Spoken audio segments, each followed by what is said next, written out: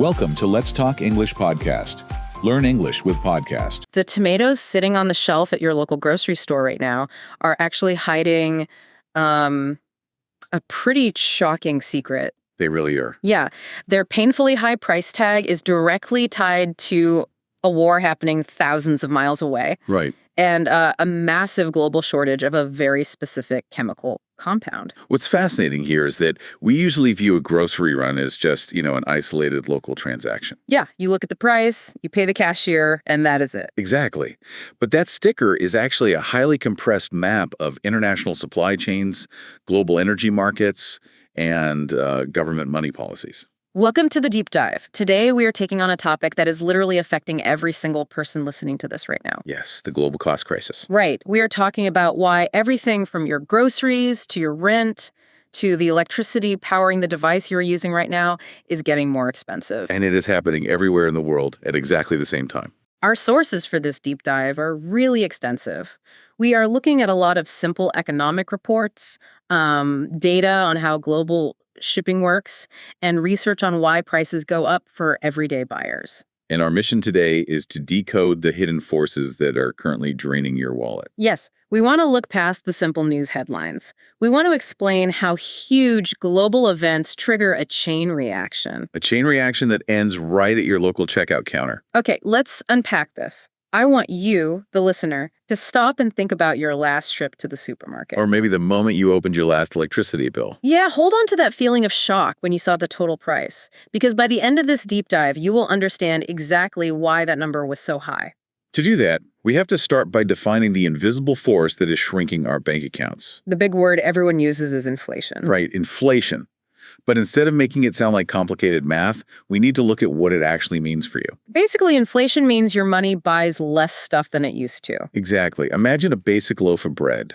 Okay, a loaf of bread. Let's say a year ago, that bread cost exactly $1. Right. But today, that exact same loaf of bread costs $1.50. That extra 50 cents is the inflation. Yes. The bread did not get bigger. It did not get better. Your currency just got weaker. It feels incredibly unfair, honestly. I was thinking about this the other day, and the best way to understand this loss of money is to imagine you are playing a video game.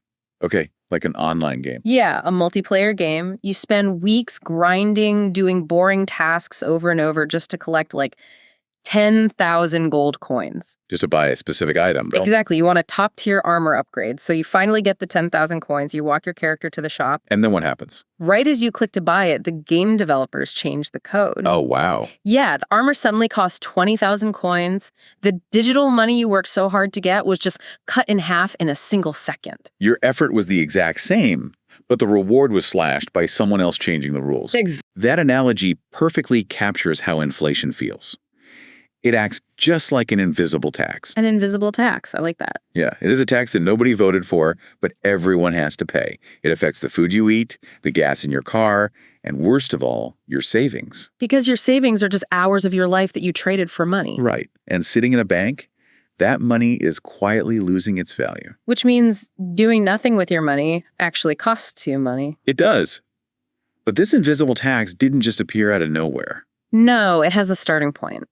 To understand how things got so expensive, we have to look at the dominoes that fell to bring us here. Starting with a year, the whole world just stopped. Right. The year 2020, domino number one. The COVID-19 pandemic exposed a massive weakness in how the world does business. The global economy is not just a bunch of separate countries doing their own thing. No, it is one giant, highly connected machine. And when the lockdowns happened, we saw an unbelievable supply shock. Factories all over Asia just shut their doors. Cargo ships stopped moving. Trucks stopped driving. The whole system basically paused. And what's fascinating here is how much we relied on something called just-in-time manufacturing. Right. I read about that in the sources. It used to be that companies kept huge warehouses full of extra products. Just in case they needed them. Yeah. But to save money, companies stopped doing that. They got rid of the warehouses. Exactly. Instead, the product is literally on a boat in the middle of the ocean, timed to arrive at the store the exact hour it is needed. It is a system that requires total perfection. If one ship is late, the whole chain breaks. And in 2020, every ship was late. Right. When factories slowly started up again, they packed goods into big metal shipping containers and sent them to ports in America and Europe. But those ports didn't have enough healthy workers to unload the ships. So the containers just piled up. You could see pictures of the ocean in California just covered in huge ships stuck there for weeks. And there weren't enough trucks to move the containers away from the water. So the ships couldn't unload. And if they can't unload, they can't go back to Asia to get more stuff. So the supply of goods totally dropped. But here's the really important part. While the supply disappeared, the demand did not. Right. People were locked in their houses, but they still needed things. Actually, they wanted even more physical things. Yeah. Since nobody was buying concert tickets or going to hotels, they spent all their money on home gym equipment or, office chairs. So you have a broken supply chain trying to feed a massive spike in shoppers. This goes back to basic economics, supply and demand. Exactly. Let's make it simple. If 10 people want to buy an item, but there are only 5 items available, the seller knows they can charge a lot more money. And people will pay it. Whoever pays the most gets the item. This is exactly what happened with toilet paper at the start of the pandemic. Yes. People panicked, bought it all, and suddenly a normal pack of toilet paper was selling online for crazy prices. Right, but that same exact thing happened to computer chips, building materials, everything. And just as those shipping jams started to slowly clear up, a second, even bigger domino fell. Right. Domino number 2, the energy shock. Because untangling that whole supply chain takes a massive amount of power. And right when the world needed energy the most, in early 2022, the war between Russia and Ukraine started. This completely broke the global energy market. Let's explain why this matters, because it is not just about gas prices at your local station going up. No, Russia is a giant in the global energy world. They produce huge amounts of oil and natural gas. And when the war started, Western countries put strict rules or sanctions in place to stop buying from Russia. They wanted to cut off the money funding the war. But the result of cutting off a huge supplier is that there is suddenly much less energy available for everyone else. Right. Europe, for example, used to get a lot of cheap natural gas from Russian pipelines. When that stopped, Europe had to scramble. They had to buy gas from the United States or the Middle East and ship it across the ocean on special boats. Which is incredibly expensive. If we connect this to the bigger picture, this energy panic changed the price of everything in the world. Right, and this raises a question people always ask. Why does the price of oil in Europe or the Middle East change the cost of my life in a totally different country? Because energy is the base layer of the entire global economy. It is the hidden cost of every single action. Exactly. So essentially, a spike in oil prices acts like a hidden fee attached to every single product we buy, even if that product isn't fuel. Yes, that is exactly right. Let's say you buy a simple wooden dining table. Okay, a wooden table. You are not just paying for the wood and the carpenter. Yeah. You are paying for the diesel fuel that ran the machines to cut down the tree. Right. You are paying the electricity bill for the factory that built the table. And the fuel for the giant ship that carried it, and the gas for the delivery truck that brought it to your town. Plus the electricity to keep the lights on in the store where you bought it. Wow. So when the base price of oil or gas spikes, the cost to make and move literally everything spikes at the same time. And companies do not just pay that extra cost themselves. They want to keep their profits. So they pass that extra cost directly down the chain. Down to the person at the end of the line, the consumer. You. Right. I want to ask you, the listener, to think about your heating bills in the winter or your air conditioning bills in the summer over the last 2 years. Did you notice them jump up? When you saw that higher number, you were directly feeling the effects of a war on the other side of the planet. International politics live right inside your home. It really shows how connected we all are. But even with broken shipping and expensive energy, we still haven't covered the biggest reason prices exploded. Right. Domino number 3. Trillions of dollars created out of thin air. This is called demand pull inflation. Let's talk about the money printing. During the worst parts of the 2020 lockdowns, governments around the world were terrified. With people stuck at home and businesses forced to close, a total economic collapse was a real possibility. Millions of people would have lost their jobs permanently, businesses would have died, and it would have been a disaster. So governments stepped in. They sent out stimulus checks directly to citizens. They gave loans to businesses that didn't have to be paid back. Let's explain how they actually did this because it sounds like magic. It kind of is. To send out trillions of dollars, the government has to borrow it, so they issue bonds. But since they need so much money so fast, The central bank simply buys those bonds. And how does the bank pay for them? They literally type numbers into a computer. They just create digital money that did not exist seconds before. Right. And that brand new money flows into the government and then directly into people's bank accounts. So people suddenly had cash. Let's use an analogy to show why this makes prices go up. Okay. Imagine a small market. There are 10 apples for sale. 10 apples. And there are 10 people who want an apple. Well, each person has exactly $1. So the apples cost $1 each. Right. It's balanced. But then the government walks in and hands every single person an extra dollar. Okay, so now every buyer has $2. Exactly.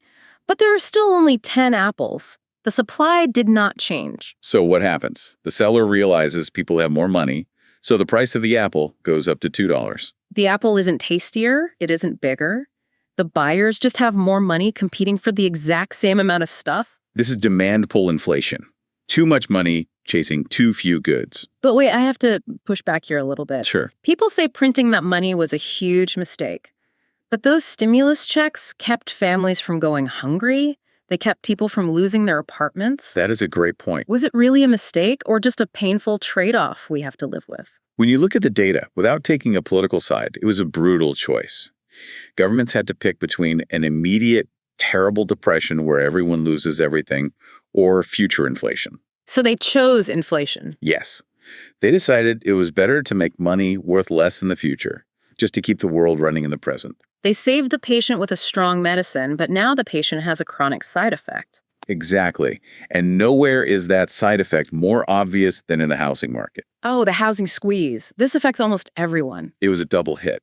First, the pandemic changed how people lived. Right, phase one. Since people could suddenly work from their laptops at home, they realized they didn't need to live in tiny, expensive city apartments. They took their city salaries and moved to the suburbs, or completely different states.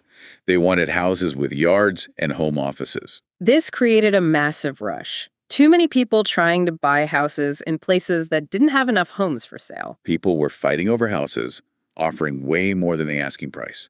That pushed the base price of a house to record highs. Then came phase two. This is where it gets worse. Right.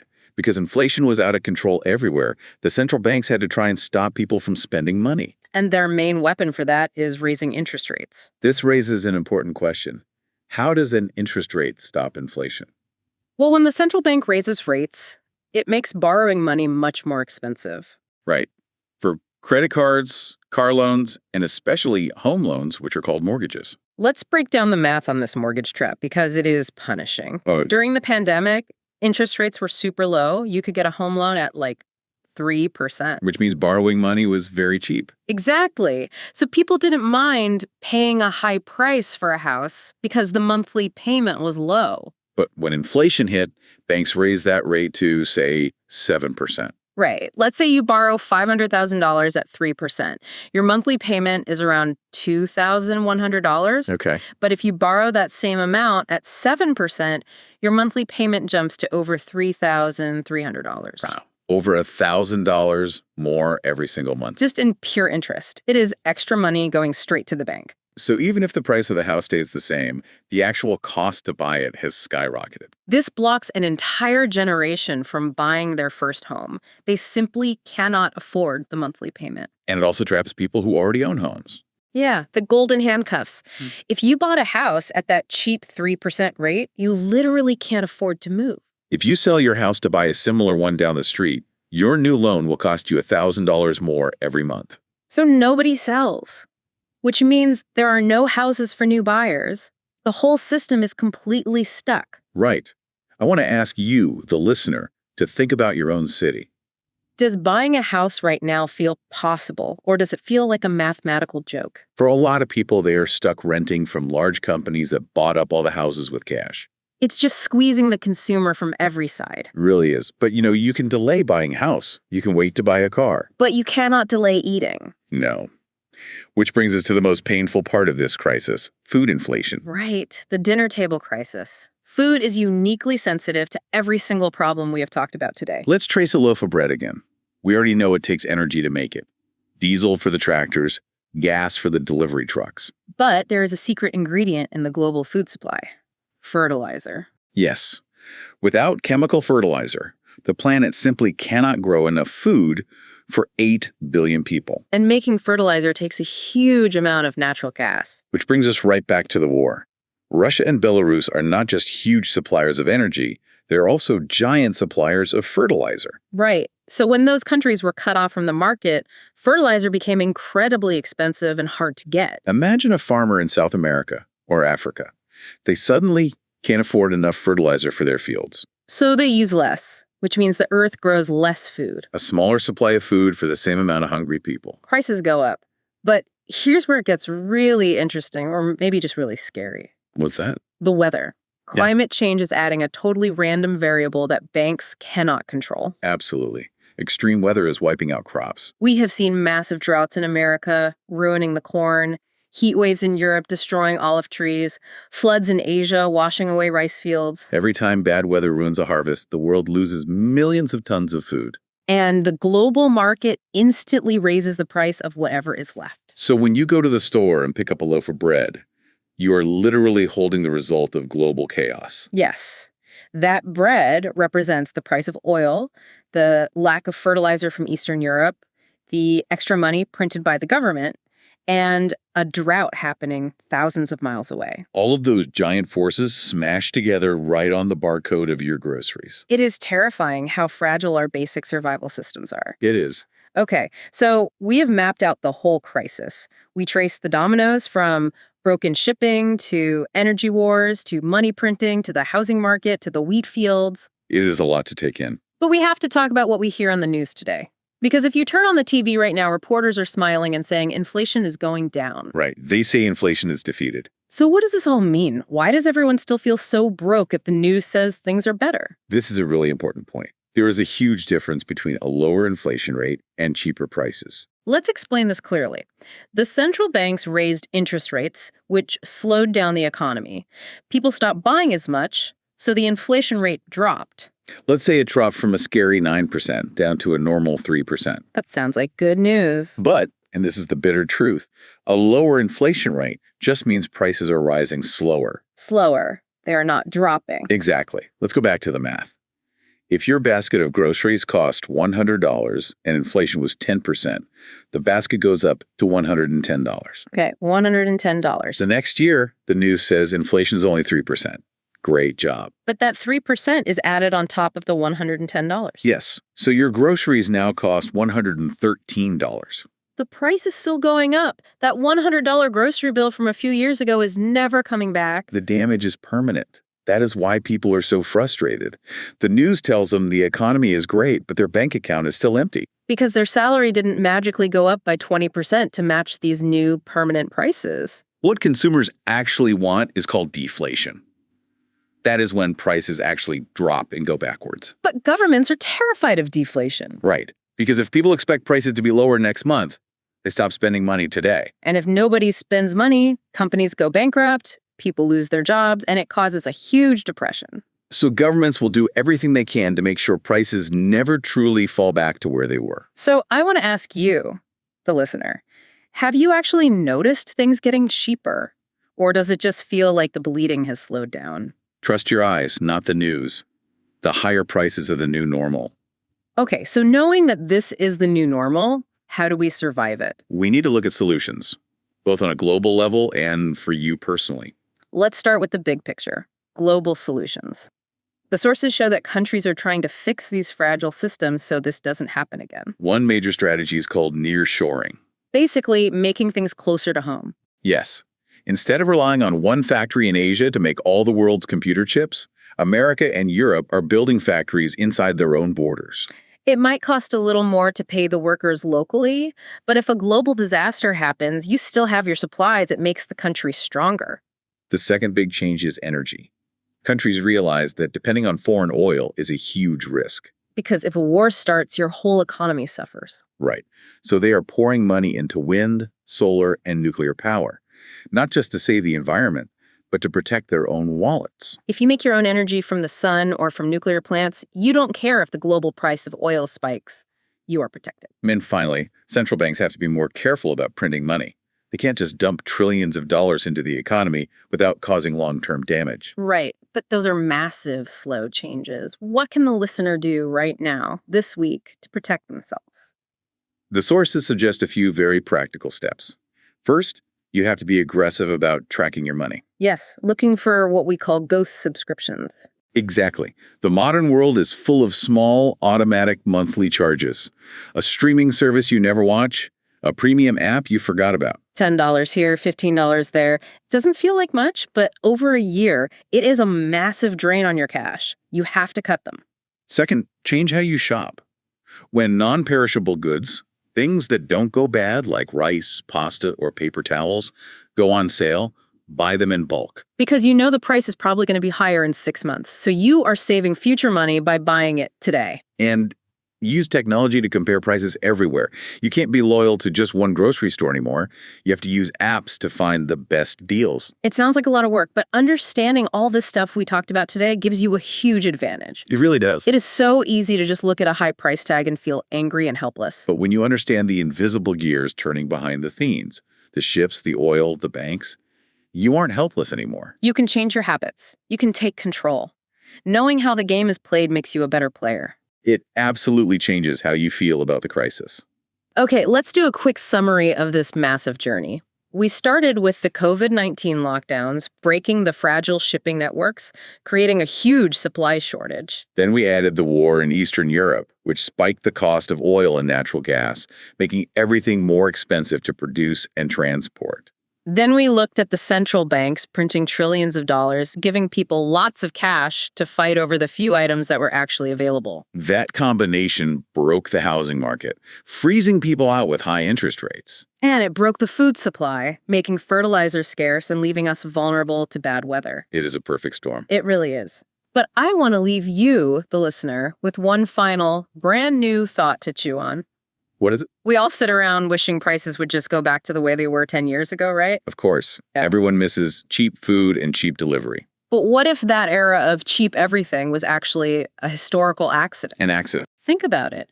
To get those incredibly low prices, we needed an impossibly perfect global supply chain with zero mistakes. Right. We relied on millions of people in poorer countries working for barely any money. But now, those workers rightfully want better wages. That's very true. And those cheap prices were fueled by burning massive amounts of dirty oil and gas, ignoring the damage it was doing to the planet for future generations. So you were saying the cheap prices weren't real? Exactly. What if today's high prices are not a glitch? What if this is just the true, honest cost of living on a highly connected, changing planet? That the invisible tax we are paying today is just the bill arriving for 20 years of artificial cheapness. Right. The bill finally came due. Wow. That changes how you look at the whole system. Definitely something to think about the next time you pick up a tomato at the store. Definitely. Thank you for joining us on this deep dive into the hidden forces of the global economy. It was a long journey, but an important one. Remember, understanding how the system works is the only way to survive it. Knowledge is absolute power. Yes, it is. If you learned something today and want to keep decoding the complexities of our modern world, please subscribe to the deep dive so you never miss an episode. Keep asking hard questions, keep looking past the obvious answers, and we will see you next time.